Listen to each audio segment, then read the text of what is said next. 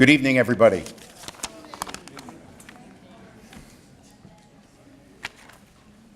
My name's Michael Bernstein. I'm serving as the University Provost here at Stony Brook. So on behalf of the leadership of the university and, of course, on behalf of Manny London, the Dean of our College of Business, let me extend my welcome to all of you for this Entrepreneur's Edge series event. It's very exciting to be able to kick this one off, and it's my pleasure to do so. As I do so, would you join me for a moment in just acknowledging the Dean, without whom none of this would be taking place. It's his vision that makes these events possible. Manny, thank you.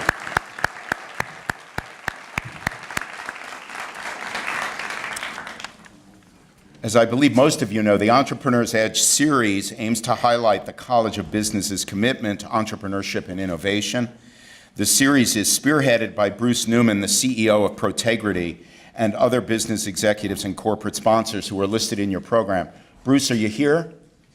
Can you take acknowledgement from the crowd? Maybe you've stepped out. Bruce Newman is here, but we're very grateful to Bruce for his leadership and to his colleagues in the business world who sponsored this event. The series highlights the knowledge and experiences of major entrepreneurs and executives on Long Island and in the wider New York metropolitan region. I think also most of you know that our College of Business at Stony Brook has experienced a major increase in growth during the last 6 years. One of the key goals in the mission of the college is to contribute to the economic development of our region, in particular here on Long Island. Our business students work with startups in the business incubators on our campus and in the region. They're led by the college's Center for Entrepreneurship and Innovation, which is directed by Professor Garrett Wolf. Is Professor Wolf here tonight? Thank you, Professor Wolf. And also, students from across the campus are invited to work in the university's Innovation Lab, led by David Ecker, the Director of Research Technologies in the Department of Information Systems. David, I know you're here because I saw you a few minutes ago. There you are. All right. The lab that David runs, now in 3 locations on our campus, offers workshops, and it provides equipment like 3D printers, laser cutters, computer visualization technology, and other equipment to support students' work on new products and new services, an essential part of their training as the new business leaders of the future. Our program tonight is unique in exploring the experiences of a major entrepreneur and business leader on Long Island. He will be interviewed by Joseph Campolo, an alumnus and managing partner of Campolo Middleton and McCormick LLP. So I'm going to take just a few more minutes to tell you about our moderator, Joe, and then about our guest. Joe was voted the best lawyer on Long Island in 2015, and just to prove that it wasn't a quirk, he was voted again the best lawyer on Long Island in 2016 by the Long Island business community. He advises business owners, executives, and board members and trustees on legal matters, business strategies, and he negotiates on their behalf on such issues as antitrust, securities regulation, shareholder and member breakups, intellectual property, and employment law. He was described by the Long Island Press as, quote, a fearless lawyer willing to tackle big and complex cases. Joe's deep knowledge of the inner workings of the corporate universe gives him a unique advantage in both complex transactions and in litigation. Prior to starting the firm, Joe served honorably as a United States Marine. He received his BA from Stony Brook, as I mentioned, and his JD from Fordham University. Please join me in welcoming Joe. And then our guest, Eugene Alletto, is the founder, CEO, and quarterback of Bedgear. Bedgear was founded in 2009. The company is a rapidly growing lifestyle brand of performance bedding products, some of which we've had the pleasure of sampling this evening. Eugene has an extensive background as an entrepreneur. In 1995, he founded Furniture Marketing Associates, a manufacturer's representative group, and in 1999, he started Guardmaster to sell furniture care and protection products. Bedgear has grown from 63 employees in 2013 to almost 200, now located in Farmingdale, Long Island, and also in Rock Hill, North Carolina, and it also operates in other sites. The company's revenue is growing at a rate of more than 30% a quarter in the past year, and plans are well underway to triple in size. Our students in the audience, I think, will be interested to know that Bedgear has hired several Stony Brook alumni. The company is seeking to fill jobs in marketing, sales, graphic art, logistics, and accounting. So Eugene, I think your phone is about to blow up with a lot of LinkedIn requests in just a moment. Eugene has spoken on many college campuses. Recently, he was a featured guest on Wharton's Business Radio's Launchpad show. His global reputation as both an innovator and creative visionary has propelled him in ranking on the Inc. 500 list of fastest growing companies. That was in 2012, and Crain's New York Fast 50 companies, both in 2013 and in 2014. Eugene was also the winner of the 2015 EY Entrepreneur of the Year Award in New York, and he recently announced a global expansion to open 500 performance sleep shops in China. Good luck with that, Eugene. So let me turn the program over to Joe now. Enjoy the evening, everybody. Thanks for coming. Great.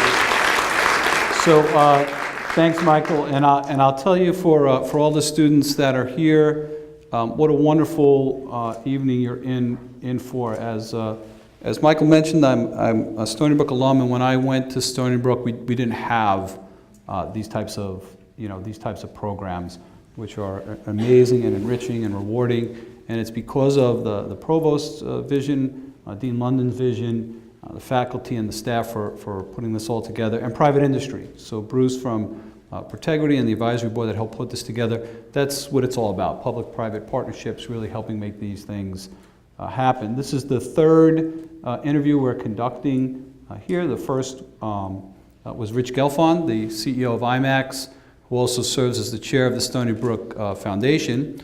The last one we did was Stan Bergman, the CEO of Henry Schein, different industries. And tonight we have a wonderful guest, Eugene Alletto, who is really just a true, I'm just starting to get to know him, but he's an amazing, true entrepreneur who's going to share his story, and I'm going to try and draw that out of you a little bit tonight. But let's just start with Bedgear. I'll give you a chance to make a shameless plug, and then we're going to get down to some nitty-gritty stuff. But what is Bedgear? What's the mission? What's the vision? What is it today, and where do you see it in a couple of years from now? Good evening, everybody. I'm obviously very, very happy to be here, especially seeing the turnout of students, which is frankly the most important thing about the evening, is to sort of take a little bit of the fear of starting your own business and realizing that with a lot of failure, you'll eventually figure out what you want to do when you grow up. And so it took me a long time to figure that out. In terms of Bedgear, in terms of what it is today, what it was 9 years ago, and what it will be tomorrow, it's an evolution, just like your life. It's really not a set, like I'm going to be Bedgear and this is what we're going to do. Everything that I do today is going to be completely different than what I do tomorrow. And the way I approach Bedgear is I sort of allow it to have a little bit of what I call guardrails. And if you try to have too much of a steadfast plan, you sometimes miss all the great opportunities that are in front of you. So I believe in this guardrail approach, and it's a little bit unruly at the office at times because not everybody has like a set, clear direction. But I sort of like to sort of manage our business and manage our vision by just creating sort of guardrails and just letting things kind of veer a little bit left and right. It's kind of like teaching my kids how to drive. Just want to make sure they don't hit anything.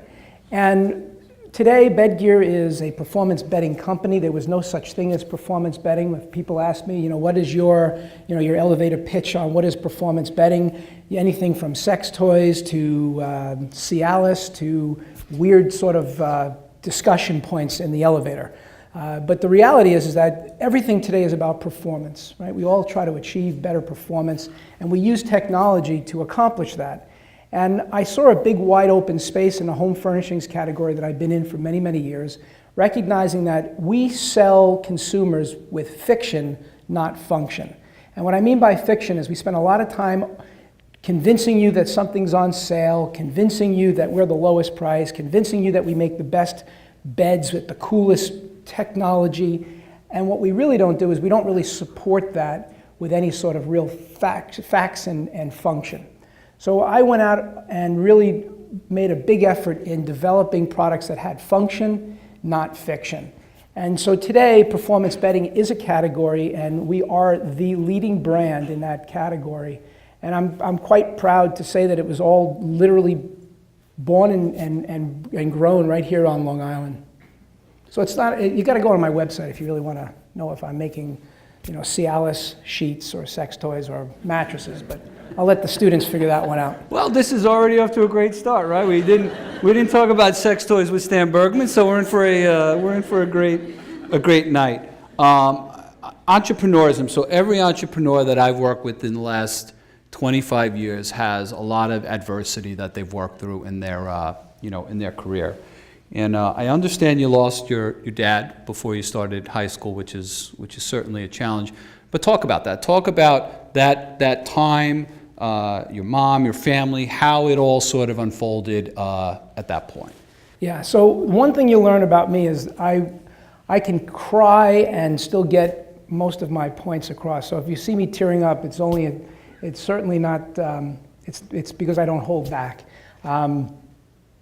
But I can tell you that, in some ways, there's either people that are victims or people that succeed. And losing a parent is tough at any age. But I wouldn't be here if I didn't lose my dad. And it sounds a little bit strange. I've become very pragmatic. And losing a parent actually, there's even a book that was just written by the crazy author with the crazy hair. He's an Irish Jamaican guy. You'll know who I'm talking about. He writes for the New Yorker magazine. Gladwell. And if you read any of his books, he'll always tell you it's the people that have sort of things that go wrong in their lives, or what the public what we think is wrong is what causes people to become successful. It's always the crazies that seem to own businesses or run for office and so forth.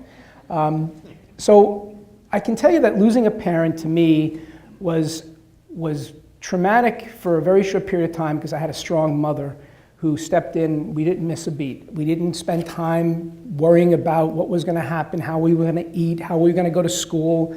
We just did it. We just got up and we did it. And so having a strong mom was really, really important to me, and to this day, she's still that guiding person in my life of just not being a victim. So I think when you're a business owner or a human being, it's so easy to fall back on making excuses where you can't succeed. And I can honestly tell you that if you just take those negative things that you feel that are happening to you, and you just sort of departmentalize them and not let them hold you down, it's amazing how much more you can accomplish. It really is. So, I wish I could tell you that losing a father was so traumatic and I mourn him every day. I don't. And it's not that I don't love my dad, but I wouldn't be here today if it wasn't for that set of circumstances. So I tell everybody, always embrace things that go wrong in your life or what you perceive to be wrong, because it's sort of the way it's meant to be, and if you embrace that, it's amazing what you can accomplish.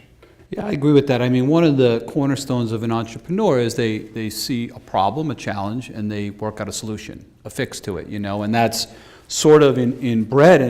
And as I was stalking you to prepare for tonight's dialogue, I realized that you've been an entrepreneur your whole life, right? So at a very young age.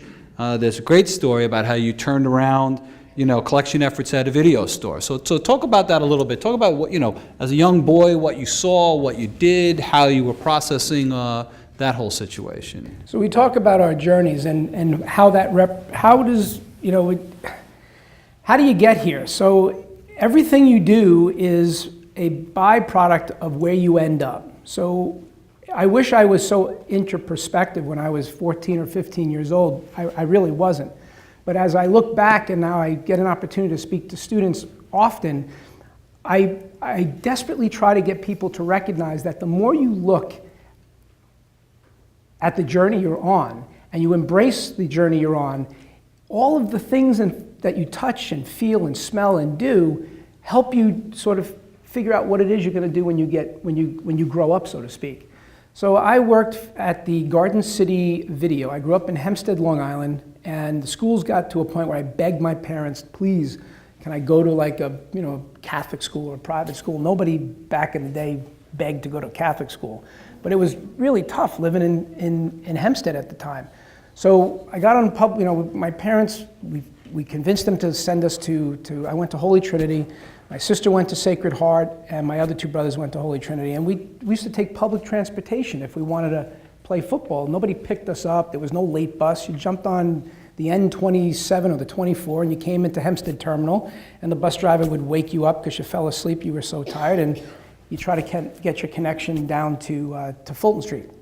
And I worked in Garden City because I eventually went to St. Joe's in Garden City as our church. And I got a job at the video store delivering videos. I know a lot of you don't even know what like DVDs are, but let alone VHS, I think they were. And so typical Garden City, the people were very lazy already, and their kids would be home and they would have giant books that they would order videos, and I would drive a car and bring videos to their house because their parents would be out having a good time and the kids would get a movie. And the problem with it was the kids never had the money. So the owner of the video store allowed the parents, and I always do this because her name was on the list. Are you familiar with Susan Lucci? So I used to collect from Susan Lucci, and Helmut, I think is her husband's name. They live up in Garden City, and they all had big lengthy bills, 90 days, 120 days. Some people had a year that they haven't paid. And the guy was ready to go out of business. He couldn't pay me. So I made him a deal. I said, look, if I can collect the debt, split the debt with me. So he didn't give me half, but I got 20% of the debt. And it was thousands of dollars. And so when I wasn't driving videos and I was in the video store, I started harassing people, and they still wouldn't give me money. Even with an Italian last name, I couldn't get anything done. So, and the reason that's a funny thing is that they used to call me in Garden City Aletto, which is my last name, from the ghetto. So right off the bat, I couldn't figure out what is this ghetto thing, because to me, that's what I grew up in. I didn't know any better. To me, everybody was the same. Until you work in an area and you start to realize that, I'm not that old and there was still segregation back then. So I learned that piece of it and the difference between one community versus another. That became an important part of who I am today. The way I collected the money was sort of clever. I realized that people get embarrassed when their name is on a list. So I developed a list. I put it on a big wall, and as you came into the video store, Mrs. Conley knew, Mrs. Murphy, and Mrs. Murphy knew Mrs. Malooly, and the next thing you know, all the women were coming in paying their debt because they were embarrassed that their name and their dollar was next to their name. So I learned collections. I didn't know that having to collect money was an important fact in business. I learned diversification at a young age, growing up in Hempstead and working in this like perfectly little white community called Garden City. I learned the differences there. I didn't know I was learning, but that one thing led to the next, and this journey that I've been on has been just connecting those dots and realizing what that journey represents today to me. Great, and then I saw that you were a stockbroker trainee for a while. I don't know if that was with Jordan Belfort or not, but you were there for a while, and then. Yeah.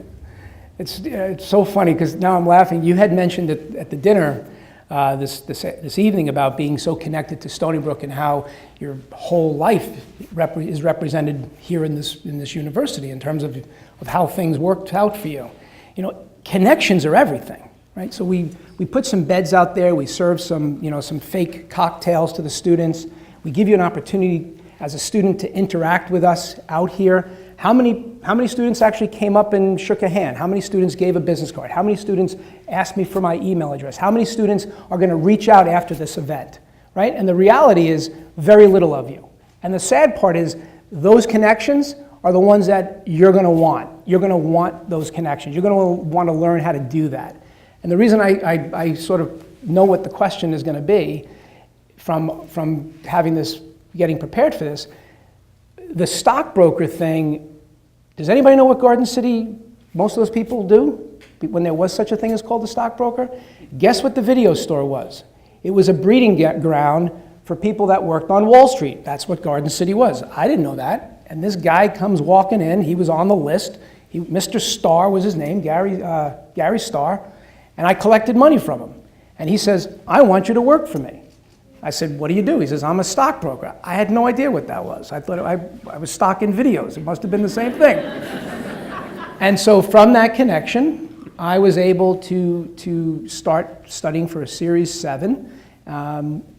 And I literally was in that boiler room down in the basement, and if you got people on the phone, they put you on the first floor. And if they put you on the first floor, then you work your way up the closest way to get to the managing director of the office. It was called Shearson Lehman, which was no longer in business, but it was then bought by American Express. But the connections I made there were phenomenal. So that's how I got doing stockbrokering, but it was the worst. I hated it. And then you went into sales, right? A manufacturer's rep for a home furnishing company. And to talk about the dinner we had earlier, sales is everything, right? You were making that point. So talk about then you went to do home furnishings, and then what did you take from that to make you decide you wanted to start your own business, and how did you decide that it was time to start your own business? I can honestly tell you, I didn't know it was time to start my own business. I didn't even know what that meant. I would never have even been here if it was up to me deciding to start my own business. Most entrepreneurs, most people don't start their own businesses. Believe it or not, it's very rare that they do. They sort of fall into it. And then it's either because of a problem, they couldn't get a job, or they worked for somebody who it was in a similar field. If you really start looking back, nobody just wakes up in the morning and says, I'm an entrepreneur. I'm going to start my own business. And I think a lot of times with students, we think that there's going to be an epiphany, that all of a sudden, you're going to come across and stumble on something, and you're going to get funding, and you're going to get an office, and you're going to get an incubator that's going to take care of you, and you're going to do this, and you're going to do that. And the reality is that's not the way you're going to start your business. Those are opportunities to sort of learn different skills, but you may not know exactly at that time what you want to do, and it's okay. I haven't known what I wanted to do only up until the last few years. I mean, this is the best time of my life, and I'm not even 50 yet. Right? I have years of opportunity, but I can honestly tell you that I didn't wake up and say, I'm an entrepreneur. We call you guys millennials and Gen Zs like you're a bunch of sort of, aliens. They call me an entrepreneur. That was the same thing. Like, what do you mean I'm an entrepreneur? So in some ways, I think the word entrepreneur and starting your own business scares a student. I can honestly tell you that I think I'm here because of more of the journey that I've been on and sort of the opportunities that have come by me. And I can honestly tell you that the two things I really focus on now, and it's not answering the question directly because I really want to focus more on defunking what an entrepreneur is from a student perspective. I think it's really important that students are encouraged not just to fail, but fail forward, and not even use the word fail, use the word opportunity. Right? Change the word. Nobody wants to fail. Right? If you said you fail, it sucks to fail. So when we try to tell students it's okay to fail, it's not okay to fail. But it's not okay to not learn. Right? So a fail is not anything but you've heard it is a way of learning. What you really want to do is say this is an opportunity. This is an opportunity, not a fail. Right? It's an opportunity to learn something so you can move forward. Not an opportunity to fail, I'm going to learn from my mistakes. I mean, how many times have you heard that? Every author in the world today writes down, fail forward, no. So two things I tell you from this question. One, everybody has chances, and everybody has choices. And if you can figure out what is an actual chance and make the right decision in terms of the choice that you make around that, that's what will define a positive life or a negative life. Right? And give you a little bit of context on that. We have opportunities to choose our friends. We have opportunities to shake a hand and meet somebody that you may have interest in. We have opportunities where we see somebody in the room and you're attracted to them, but you're afraid to go up and introduce yourself because it's not the right thing to do, or I don't want to be too forward. If you're given a chance to see somebody that you're interested in, and you chose not to go up to that person because you waited for them to come to you, opportunity lost. Shame on you. So if you focus on all the chances that you're given, and I don't care if you're 20 years old or you're 90 years old, if you're given an opportunity or a chance, and you don't really focus on what type of choice to make, either let it go or continue it forward, you're the one that's losing out. Not the person, not the business you could have started, not the professor you could have spent the extra time talking when the professor tells you, here's my information, here's my office hours, and then you don't even show up. There's going to be somebody that's going to show up and take that professor's time. Why is it not you? So chances and choices are what I would tell you that's the most important piece on that. Yeah, that's great. So I'm interested by your title quarterback, right? So you don't see that often in business. And so why quarterback? What did you choose it for? What's your philosophy with it? What do you hope it represents? How did you come at that? Yeah, so I was 258 pounds in high school. At 6 foot, almost, I always told people 6'1", but I really struggled to get to 6 feet, but my mom said 6'1", so I put that on my license, and I've been 6'1" since my license has appeared. But at 258 pounds and being overweight and not being all that fast, it was hard to be a quarterback. So I decided that I've always wanted to be a quarterback, and I didn't want to be the heavy-set guard, so I gave myself the quarterback title. That's the God's honest truth. Now, what has it become is pretty magical. And this is what I mean by stumbling on things. So I was called the water boy when I first started, which was given to me by one of the people that worked for me. They called me the water boy because a water boy on a team sort of wants to be on the team but can't really play a position and kind of supports everything. And I really wasn't ready to be a CEO of a global company, which is what we've become today. You know, we're in Russia with 500 plus stores coming. We're in China with 500 plus stores coming. Argentina. I go to countries where I don't even understand, like, not just how to speak, but like how do you eat some of the stuff that they want to feed you? But you figure it out, right? So quarterback became like this obsession with me. Like, why did I want to be a quarterback? What I finally realized, because I love football, is that a quarterback isn't just talented from throwing the ball or being intellectual in terms of knowing what's going on. Everybody is lined up with their heads down, playing their position. And it's your job to see the field and call the audible, right? And an audible, for those that don't know football, an audible is like, oh shit, the defense that's against my offense that I just called in the huddle isn't going to work. They're either off balance or there's a problem. It's my job as the quarterback to recognize that in a split second and make an adjustment so that the team can advance the ball. So a business today has to have not just an offense and a defense, but it has to have a coordination of those two things together, and there has to be somebody at the top or on the side or on behind that has a better view of the playing field. And a quarterback to me was the perfect, and that's how I went from water boy to quarterback.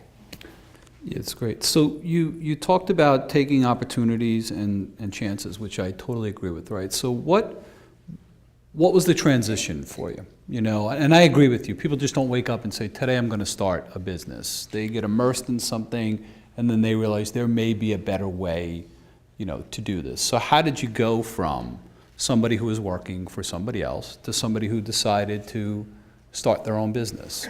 What was the thought process? What was the opportunity that you took? I call it signs. There's like these little signs as you're driving along. You know, before we had Waze and Google Maps telling us how to get places, and nobody pays attention when you're on the road today, but at some point there used to be like exit signs and mile markers, right? And in your life you're going to see those same things. There's these signs, and a lot of us just ignore them because we're so focused on the destination and less focused on how we're going to get there and what's that journey look like. And those signs have come to me throughout my life, and I've veered towards those signs, and I think that's what's unique about where I am today. So I'll give you a couple of examples of that. One in particular person that was talking to somebody at one of the accounts that I was calling on called Albert's Furniture, and I had this great relationship with the owner of the store up in Providence, Rhode Island, very progressive type of retailer. And he was talking to another furniture rep, because that's what I was selling furniture at the time, and saying, you know, I don't understand, why does Eugene keep helping build all these different furniture companies? You know, he's always doing such great things. He travels to China on his own nickel. He goes to Mexico, he finds factories, he works on designs, he sells product, he makes all these things happen. Why does he keep doing it for other companies? So when I walked in the guy's office, this guy's name was Bob Roy from Joffran Furniture, an older gentleman that is very iconic in our business. And they said, we were just talking about you. What the hell are you doing with another furniture line? Why don't you do something on your own? I said, what do you mean? What would I do? How could I do something on my own? They said, you already are. You're already paying to fly to China to go find factories. You're already doing half the things that other companies don't do. Why not do it on your own? And I didn't do it on my own, but it was noted. Then companies started going out of business on me. Levitt's Furniture filed Chapter 11, Siemens Furniture filed Chapter 11, Fortunoff's filed Chapter 11, Macy's filed Chapter 11, and I lost millions and millions of dollars in sales revenue, and I had to give my commissions back over a course of a few years. So now all of a sudden, I was screwed. Like, what am I going to do now? I lost all my customers. So now it didn't matter because I was making less money. So the fear of loss was already taken off the table. I already lost it all. And with that, I had the wherewithal and the smarts to continue to figure out how to forge forward as opposed to being a victim. Going back to my mom and losing a parent, not being a victim, saying, all right, well, this sucked. Now what am I going to do? As opposed to blaming everybody else, right? And I met a woman that worked for Levitt's Furniture. She, by far, took the largest amount of money from me, because when they filed bankruptcy, she was buying my product, and she did a really good job of buying my product to the point of buying too much of it. And at $1.5 or $1.6 million, Levitt's Furniture took from furniture marketing, and that employee felt so bad at the time, even though she was just an employee, but I felt bad for her because now she's going to be out of a job as well. And I said to that person, I said, look, and her name is Shana, and I said, Shana, do me a favor, before you take a job, even though I can't afford to pay you, I'm going to lose everything, you seem like you know what's going on, come in and have an interview with me. And she came in, she worked for nothing. Honest to God, she says, look, I just want access. I said, what is access? She's like, you seem to have like a lot of shit going on. I seem to figure out how to do things. Let me spend a couple of months here and figure it out, and let's see what we can do. I said, free? I'm Access? I don't know what she's talking about, but they both sound like really good and cheap, so come on in. And she saw all these things I was working on with, at the time, called Guardmaster, looked like Bedgear, and she went on a couple of sales calls, and she's like, you're an amazing salesperson. I said, well, thank you. You know, that's what I do. I'm a sales guy. She's like, no, you don't understand. Like, you're really good. Like, every time you show up, people buy stuff from you. It's like, why do you just do that in like the New York, New Jersey, Long Island, and Boston area? Like, why do you just spend time here? I said, well, this is where I've been my whole life. Like, where else would I go? And so she's like, let's take your idea and I have an idea. So we start flying around the country, and every single place I went, people were like, this is terrific.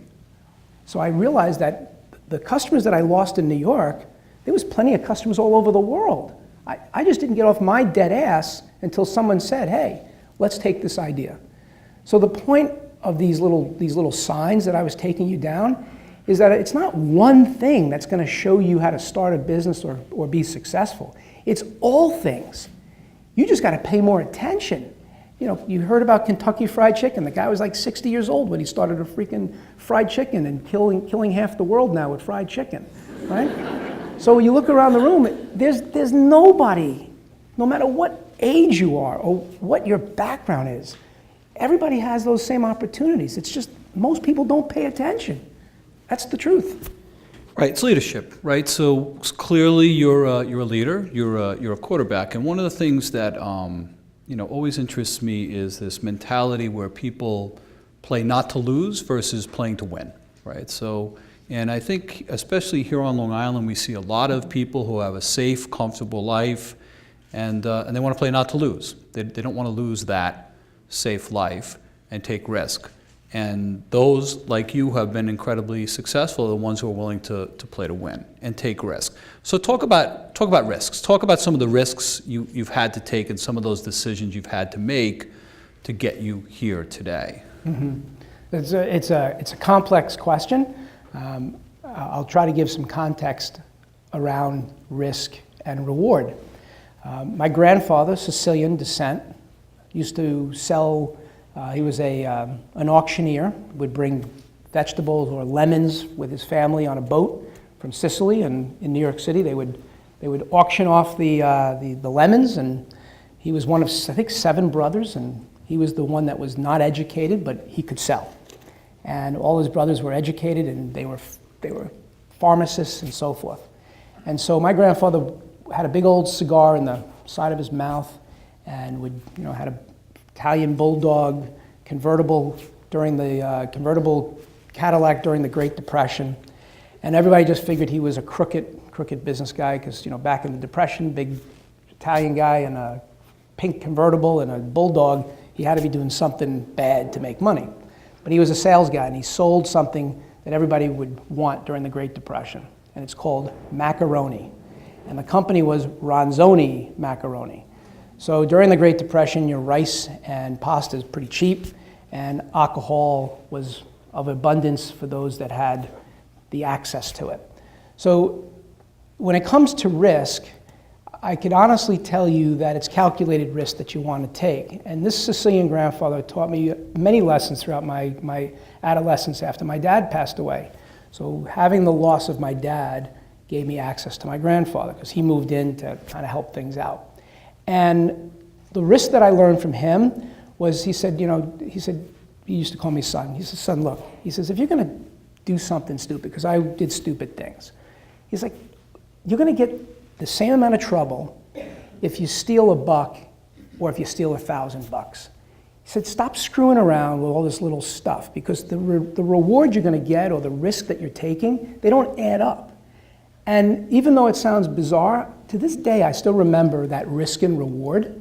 So what I do is I calculate my risk all the time to where I know, like when Levitz and Siemens and all these companies went out of business and I was going guns blazing, my lifestyle, I still bought used cars, I still kept every nickel. I lived a good life, but I didn't live a good life to the point where people on Long Island, they just get fat and just stupid. They buy big houses, they spend every nickel. It's the dumbest thing in the world. So as long as you recognize that the risk has to match the reward, and then the other piece that's super important is you cannot build a business to make money. It's the stupidest thing in the world. If you're going to run a business and you're only doing it for the money, you're going to be miserable. Because you're going to be working your ass off 80, 90 hours a week. And it sucks if you got to work 80 hours a week. What I do is I put 80, 90 hours a week, and I can't wait until Monday rolls around. I can't wait on a Sunday afternoon for a phone call from Russia or a problem on a Saturday afternoon. I could care less. It's not work to me. I freaking love it. It's me. So I always tell people, you got to be passionate about what you do. But there's no question that work-life balance is complete bullshit. There is no work-life balance. Not if you're an entrepreneur. What it is work-life integration. You got to work and you got to play, and they got to be integrated. You can't separate work and life. It's impossible. You spend more time working than you do playing. So when you talk about this risk, I risk almost everything every day. Every day I wake up, I got to sell something. Because if I don't sell something, I don't eat.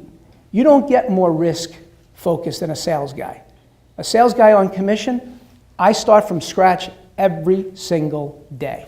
And if you have that type of attitude and you drill it into you to think that way, and you're willing to get off your dead ass every day and do it again tomorrow because you're passionate about it, there is no risk. You'll be successful. And that's what I do every day. That's a great point. Just an aside, my Italian grandmother, who will be 98 in February, every Sunday cooks dinner, and Ronzoni is her favorite brand of pasta. So Does she have sauce? Or it's a gravy. Gravy. It's Okay, a gravy. I just want to make sure. It's a gravy. So, great leaders require great teams. Every quarterback needs a great offensive line to protect them and make sure that their play is carried out, correctly. So, talk about your team, talk about your leadership team, talk about how you work with them, how you manage them. You talked about guardrails. Let's get into that a little bit. Yeah. So teams, that's the one thing I didn't know either. So, you talk about people. Entrepreneurs have a hard time delegating. Entrepreneurs have a hard time hiring. Entrepreneurs have a hard time understanding why people are not 24/7. Entrepreneurs are typically the ones that are in the way of scaling a profitable business. Good entrepreneurs, the ones that succeed and are becoming what I call the serial entrepreneur, recognize that they suck at most things. So the most important thing isn't how good you think you are. You got to figure out what you suck at as fast as you can, and that's the first hire you have. So I hired a woman, you're not going to believe this, but this is the God's honest truth. I hired a woman who was 28 or 29 years old when I was like 19. And the reason for it is I could not rent a freaking car, and I could not buy a glass of wine for a customer.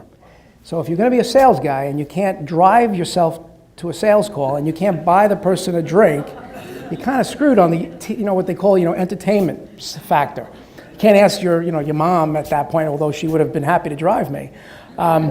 So that was my first recollection of like, wow, what a difference it is. And so this woman, Linda Baker, she's been with me for almost 30 years, has been unbelievable. And she has been that rock. And so what Linda not only drove the car and made sure that we could have libations at dinner, she realized pretty quickly what I sucked at, and she shared that with me. She's like, your follow-up sucks. How do you tell these people you're going to do all these things, and then you're like, yeah, you take the order, and you don't do shit.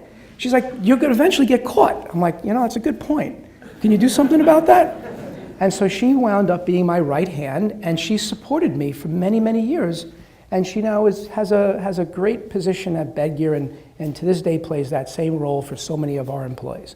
So that was my first recollection of the importance of leveraging not what you're good at, but leveraging what you become conscious about in relationship to what you don't know. And your first hire, most important first hire if you're an entrepreneur, is to fill the void of what you suck at. That's the most important thing. Don't add more of the same people that you are. Don't think that you know everything and they know shit, because you don't know anything.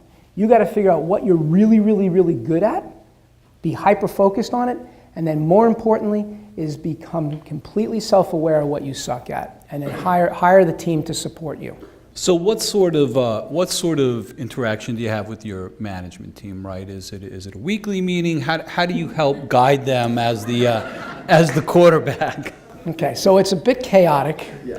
I am the proverbial, what they call the big V, the big visionary. And we have a couple of what I call operators. And then we learn that we are now filling in with what we need is more the process people, the systems, and the things that we don't currently have. So our meetings are typically not because I called them. The company has now finally realized that they need to stop waiting for me, because I'm not a good manager of people. In fact, I'm probably the worst manager of people you've ever met. It doesn't mean that I'm not charismatic or that I'm not interested in managing people, but I can't manage myself. So how can I ask 200 and almost 40 employees today, and now we've gone global, now I can't manage myself, can't manage 200 people, and now I have businesses in China, Russia, Australia, New Zealand. Every day something changes. How am I going to do that? So I recognized very quickly that I need to tell my staff, please stop waiting for me and just do the shit that you need to get done, and just tell me about it. Now, it doesn't work for every company, but the type of culture that I have, I refuse to hire middle management. I think it sucks, categorically. Why do I think it sucks? Because middle management is the first thing you build, and it's the first thing you let go. I have never had a layoff, and I run a factory in Rock Hill, South Carolina, And we have never had one layoff. Why? Because I ask everybody, to give 110%. That's a stupid thing because there's only 100%, but here's the reason I say that. Most companies hire and expect you to work 100%, and you're lucky to get 80% of the work from people.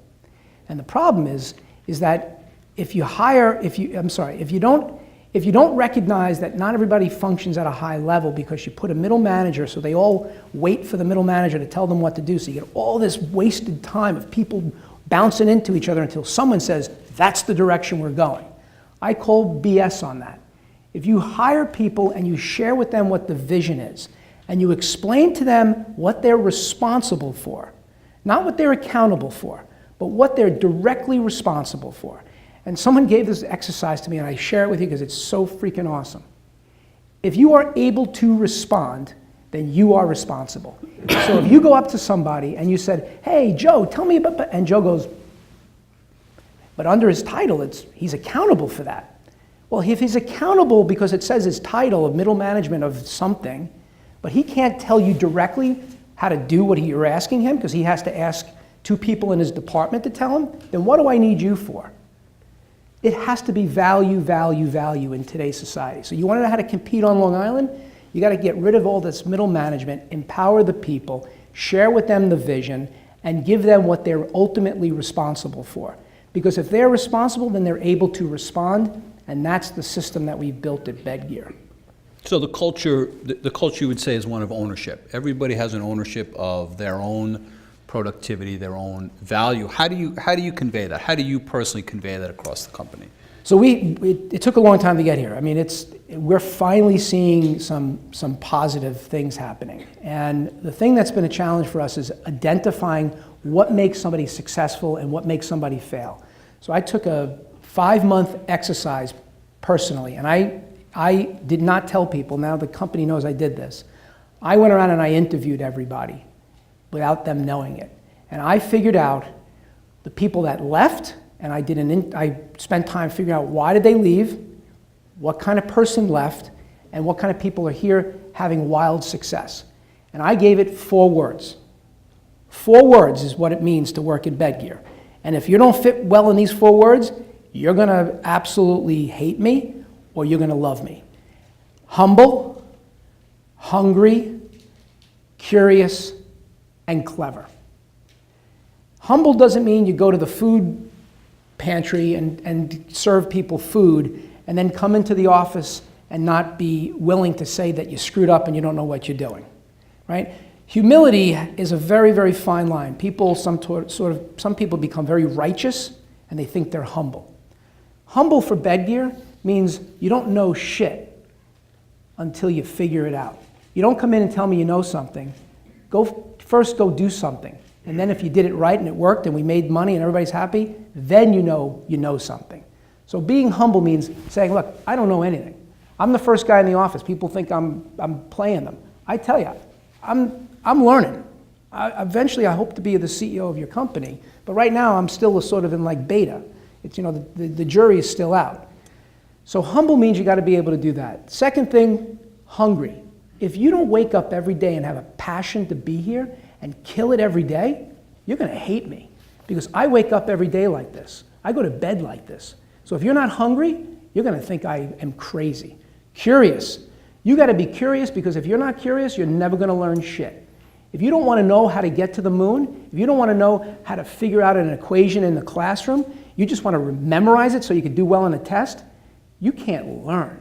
You got to only learn if you're curious and clever enough to get the answer.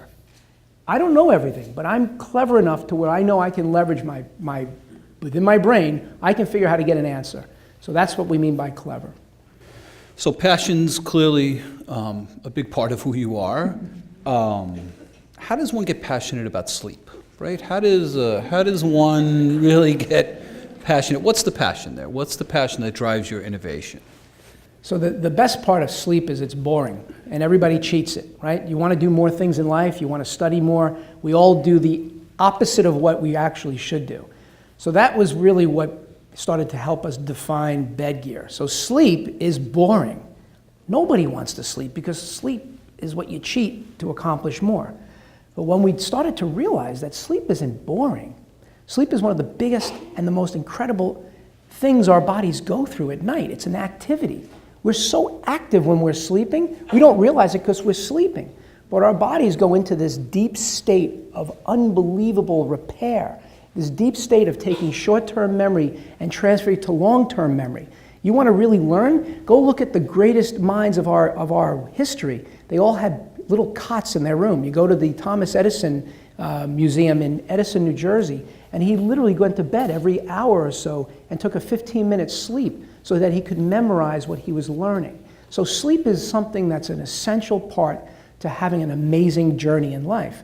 And when we looked around, the reason sleep is boring is because we are boring in the way we market it and build products.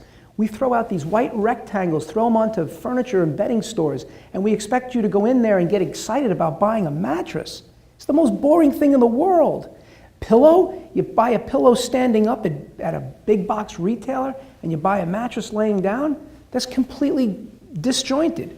So that's when I said, you know something? We got to create a product that makes people go, oh my God, I can't wait to go to sleep. And then have products that when they go to sleep, they're like, this is the best shit I've ever slept on in my life. I want more of it, right? So it's just creating that like moment where you realize that you can't cheat sleep, but you can't force people to go to bed if they're not inspired. So everything we do at Bedgear is to create this function and then this aspiration, so where you want to use and engage with our products. That's great. I just want to remind the audience too that we will be taking some questions. So I don't know if they've passed around the Q&A cards, and if you guys have questions, if you can fill them out Just and pass raise them your out hand. to the end. If you want a card, just raise your hand. Yeah, so we can get some interaction from the audience as well. So many accomplishments, right? And it's a great journey that we're discussing. But is there one that jumps out as the one you're particularly proud of, right? Is there one where you just say, for me it was the Marine Corps, right? The Marine Corps changed the game for me, and so it jumps out at me always as something I'm the most proud of. Is there one in your journey that jumps out as, you know, the most proud accomplishment? I have 3 kids, so I would tell you that without getting too emotional, you know, being a father there's just nothing better. So for me, having 3 kids will always be the pinnacle of my career, because as I think I've tried to share with everybody, if you don't integrate your business and your life together, it's work, and nobody wants to work, especially today. So I would tell you that the pinnacle for me is more of a failure. I think is what probably is the most important thing to me is a failure. And the one failure I would point out is the failure for me is the same. It's an interperspective moment for me. So it's a little deep, and I'm just going to cut to the chase and try to give it to you. Everybody talks about these failures and how they propel you to move forward. But what's more interesting to me is that the big pinnacle moment was when I brought Shayna in to the company, and we went on these road trips, and I would present myself to people. I don't even know what she was thinking about, but she made me into perspective. And how that happened was, she would say, well, why did you do this? And why did you do that? And tell me about this. And why did you say this when the guy said that? And what about this? And what about that? And she had all these freaking questions. And I was able to give her a lot of the answers. And that pinnacle moment for me was like, holy cow, there's a process that I actually do to get people to buy from me.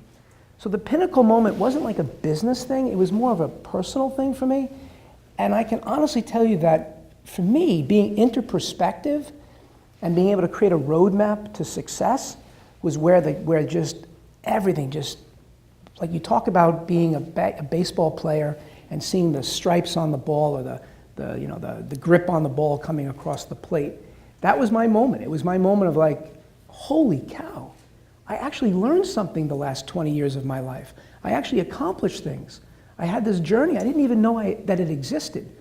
So I can honestly tell you that for me, it wasn't a big giant step in one direction with the right product or the right funding. It was more of a personal thing for me. It was the ability to finally see where that journey led me. And then ultimately, that's what led me to be able to leverage it for bigger and better things. Yeah, I can echo that completely. My daughter, who's a sophomore in college, now works at our firm in the summers, and it's a great experience to be sitting at the dinner table and having an interaction with them about the business, about what's Amazing. going on, and the integration, and it's just been a great experience. So I can totally understand what that is. We have some great questions here, which echo some of the questions I have. So I want to give it to you from the student's perspective. This question is from Sunny, and the question is: you identified qualities in people that you look for. How did you find these people, and how do you identify the right people to work with? I think that's important to this audience. Yeah, so first and foremost is what I recognized is the people that I failed. Right? I looked at it as a failure of like, I'm the one that hired this person. So I look at it as it was a direct failure of me not knowing enough about what it is I wanted, and I put people in harm's way. So I look at hiring somebody, it's like having a child. I mean, you're responsible for somebody's sort of direction in their life. So the way I was able to get there wasn't really just, it was the comparison of the failures as well as the ones that are successful. And if you have a success, it's very easy to duplicate. So when you say, when Sonny asks, how does one know? It's simple, right? So if I know that humble, hungry, curious, and clever, and I can put a photograph in my mind of a person that's humble, hungry, curious, and clever, I can then duplicate that personality and be able to bring that through my organization.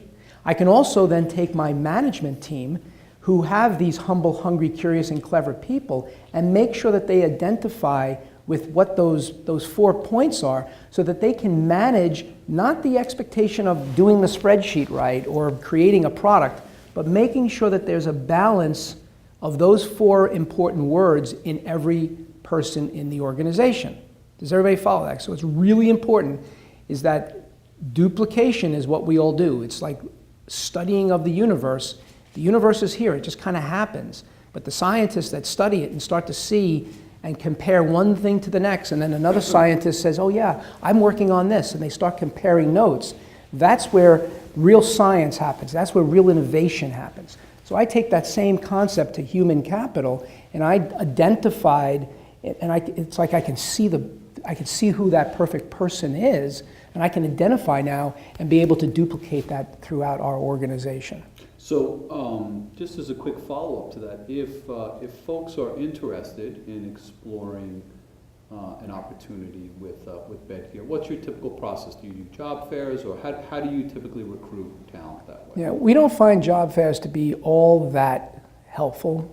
We talked about that this evening at dinner. You know, if Bedgear shows up with Facebook, you know, who's going to, everybody wants to go check out Facebook, right? It's a pretty hard thing, pretty hard phenomenon. What we do is we feel working here at Stony Brook as an example, we want to get to know Stony Brook. We want to get to know a college. We want to understand the type of students that go there, and we want to be more targeted. And the reason that's super important is that the world today is so interconnected. There's absolutely no reason why you have to show up at a job fair and not know what type of disciplines the school has, the type of people that go to the school. This is a very international school. Right? I shared earlier, I think, or maybe today, 40 countries represented by our company, 68% female. I mean, that's a pretty big deal. And to me, we're a global brand. Now, I wasn't a global brand 2 years ago, but I want to be a global brand. So I said, we're going to be a global brand, and now we're a global brand. Well, if you're going to be a global brand, don't you think you need global citizens? How do you sell into India? How do you sell into China? How do you sell into Africa? How do you sell into these continents when you don't know shit because you're living on Long Island? It's a freaking island, right? Well, the best way to do it is just hire people that know the culture at the very least and maybe the language. So to me, job fairs are really hard, even for students. So my recommendation for a student is do your research. Do your research. Start early. Don't wait till you graduate. Go out and find jobs, even if it's on the weekend. Take no money. Just get the experience and get the access to people. And if someone says no to you, that just means it's time to work. If someone says yes right out of the box, you should question, is it really right for me? You want the most amount of no's when you call somebody or email somebody or show up on their doorstep. Stalk people. If you believe that you're the right person for Bedgear, then you got to figure out how to make yourself available if it means sleeping out for, an example is I went to the Manhasset store with my daughter to go get a new iPhone because my freaking iPhone doesn't work. And they told, you know what they're telling me, right? January if you want the X. I can give you this 8 if you want it tonight. And the guy tells me in Manhasset, there was a guy for 7 days sleeping in the corner for 7 days to get online to be able to get a phone. Do you think that he really, really wanted an iPhone? Mm-hmm. You think he probably got one, right? Right? And then there was number 2 and number 3 and number 4 and number 5. Someone got an iPhone because someone wanted it more than you. You want to work at Bedgear? Humble, hungry, curious, and clever? You want to sleep in front of the door as long as the Suffolk County Police, don't make you go away? And you don't do it in a creepy sort of way? And you actually have something to say when someone shows up? Feel free to sleep in your car. You think I'm joking? Because that's what the world is today. The world is, you got to do more shit than the person next to you. Because you ain't getting noticed. Everybody's on LinkedIn. Everybody's on, Glassdoor. Right? And all Glassdoor has become is what? Bitch, bitch, bitch, bitch, bitch. We don't even go on Glassdoor. Everybody that's on Glassdoor, we laugh. Glassdoor calls us because they want to solicit us to help find millennials. Millennials know where we are. You want to work for Bedgear? You want to work for Google? You want to work for Facebook? You got to do shit that somebody else is not going to do. It's just that simple. Sales and marketing of yourself. That's a great point. Just to follow up, so question from Jack, how many women work for the company? So you had an interesting ratio. Talk a little bit about how that's evolved. I get along with women really, really well. And I got to tell you something.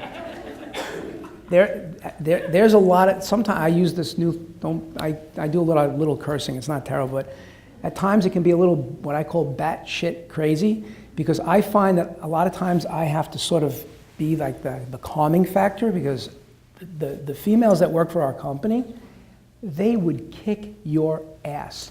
I got the best female workforce on Long Island. There's no question. I would say probably in most of the United States. We attract it. Why? Because we want people that can multitask. We want people that are looking to define who they are, right? And if you look at Long Island, because it's been a bedroom community for so damn long, there are such talented, bright women that don't just want to raise a family.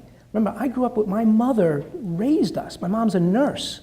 I didn't know that men worked and women stayed home. Again, back to my roots. I had no idea.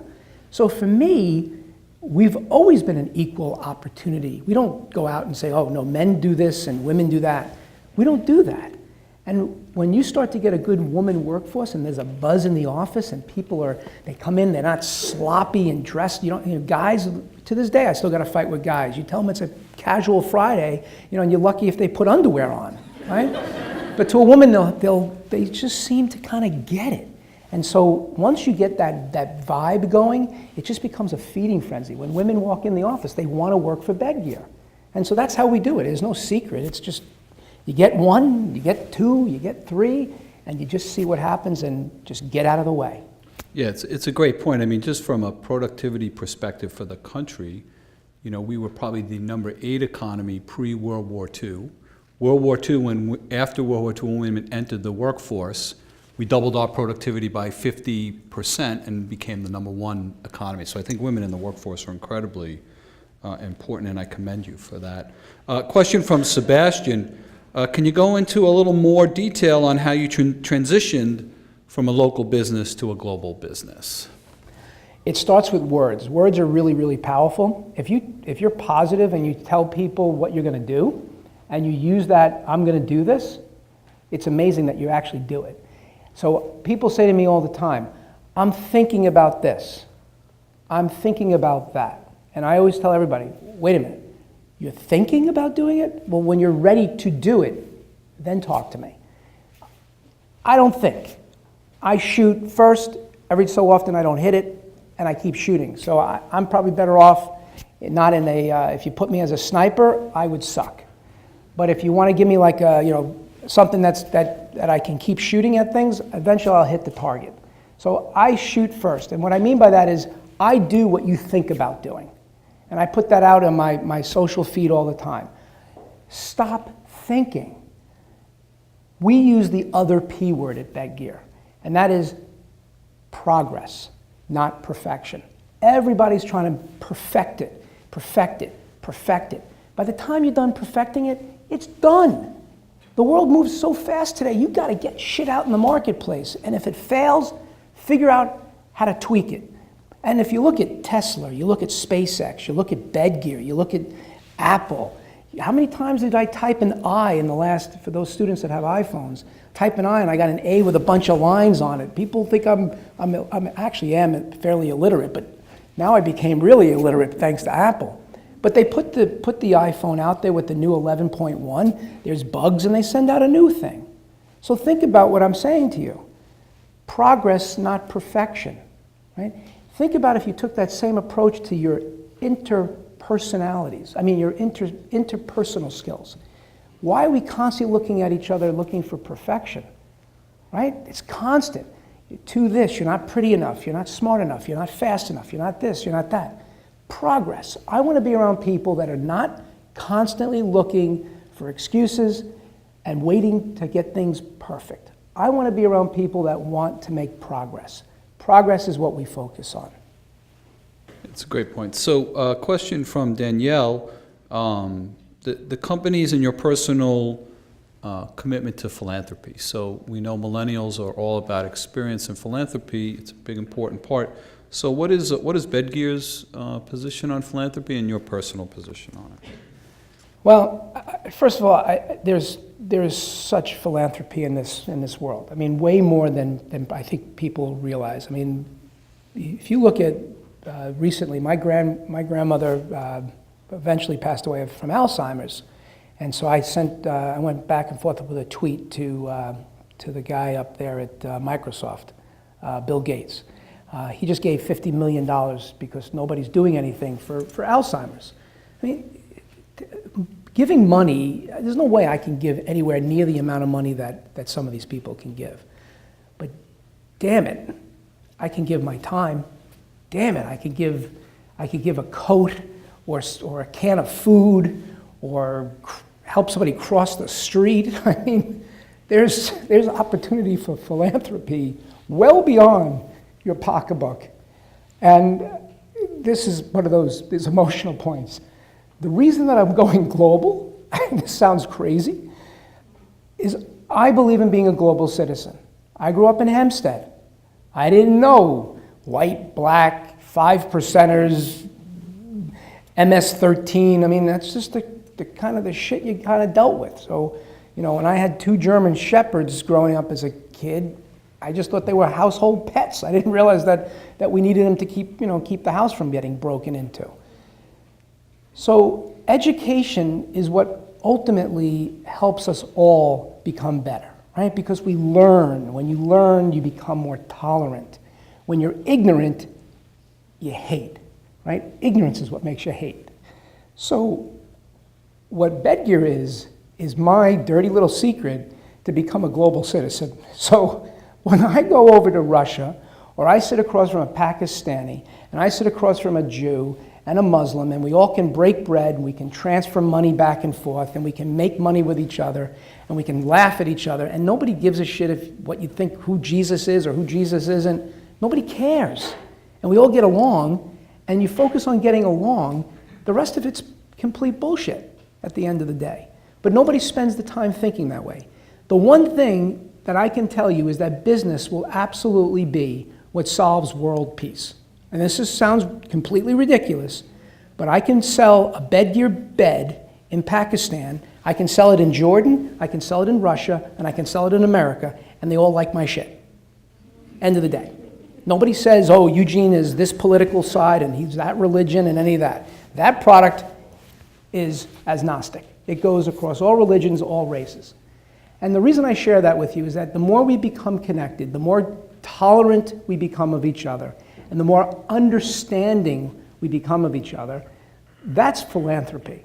To sit here and tell you, we're sending now a container to Puerto Rico of essentials, and we sent product out to the fires, because people don't have homes, so at least we can get them, a bed and a pillow until they can rebuild.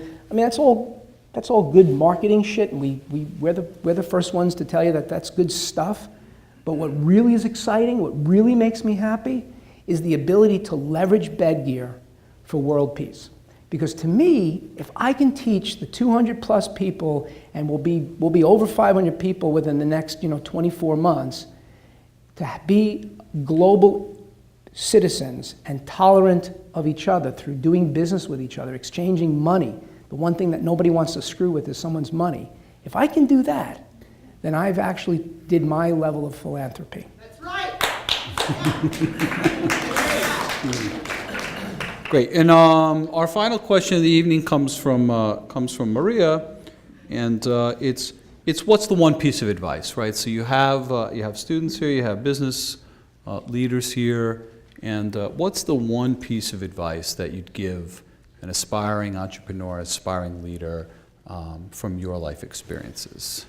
So this is before the internet, so it's a little bit bizarre, but there is I'm not even 50 yet, but there was things called fax machines. And fax machines were almost like a printing press of money. So I would come home from the end of the day selling product, and on the fax machine I'd go through all my orders from Macy's and Bloomingdale's and you name it. It was a big pile of orders. And you'd put them in and you're like, oh my God, and you calculate your percentage and you send them off to the factory, and it was fascinating. But beyond the orders, I used to get all these jokes, right? You ever remember the jokes? I have a folder still, I keep them just as memory. These like silly little cartoon jokes, and that was the way we sort of sent stupid jokes to each other. Now you can get everything on the internet. Well, one of the jokes I kept says, never give up. And it was sent to me from Fortunoffs, for those that are too young to know, but Fortunoffs was like the home furnishings retailer. And they filed Chapter 11. And one of the VPs there that knew I was going to get screwed pretty hard, I do have a sense of humor, and he sent me a big old bird, all cartoon black and white, and the bird's got this bullfrog in its mouth, and the frog's got his hands around the neck, and he's squeezing the neck, and he's trying to pull himself out of the mouth of the bird, and it just says at the bottom, never give up.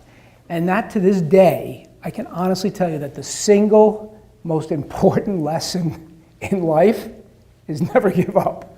Because that's where I think, when you think about it, most companies don't succeed, not because they're not willing to work hard or work smart, but people just finally give up. And it's guys like me, when you give up, I'm going to take your shit, because I'm never going to give up.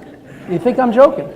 I never, ever give up. So I think personally, professionally, when you think things suck, work harder, because it's amazing what happens at the other end. That's great. So folks, let's give our guest, Eugene Alletto, a great round of applause.